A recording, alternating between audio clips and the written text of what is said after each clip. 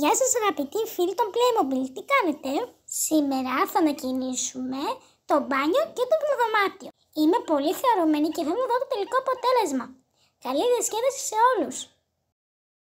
Πρώτα θα κάνουμε ένα διακοσμητικό για την κουζίνα που θα χρειαστούμε κουπιά και 2 ξυλάκια. Τα κολλάμε και είναι έτοιμο. Και θα βάλουμε πάνω γλυκό, οπότε για να δω ένα μάφι υπέροχα.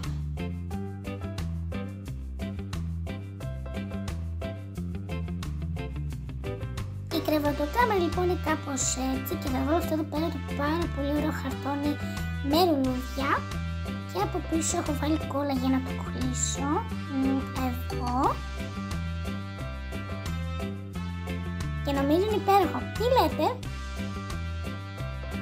Στο μπάνιο θα βάλω μία ταπετσαρία πάνω που έρχεται εδώ. Είναι αυτή εδώ λοιπόν. Και νομίζω ότι ταιριάζει υπέροχα στο μπάνιο. Ναι, είναι υπέροχο.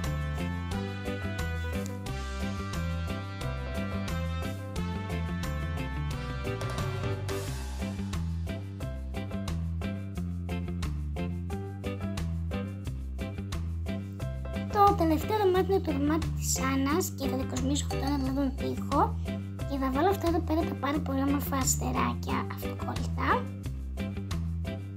Και θα μπει εδώ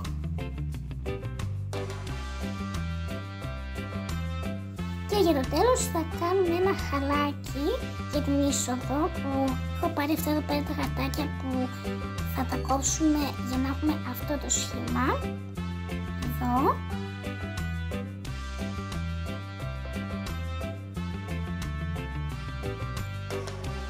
Και για να γίνει και σαν χαλάκι θα βάλω από κάτω ένα χαρτόνι και θα το κολλήσω.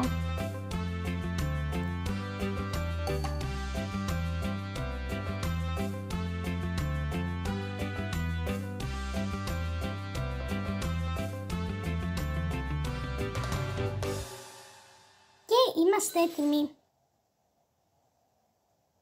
Το σπίτι είναι έτοιμο. Εσάς σας άρεσε? Και μην ξεχνάτε, αν διασκεδάσετε με το νέο μας επεισόδιο, κάντε like στο βίντεο και γραφτείτε στο κανάλι μας για να μην χάσετε τις νέες μας ιστορίες.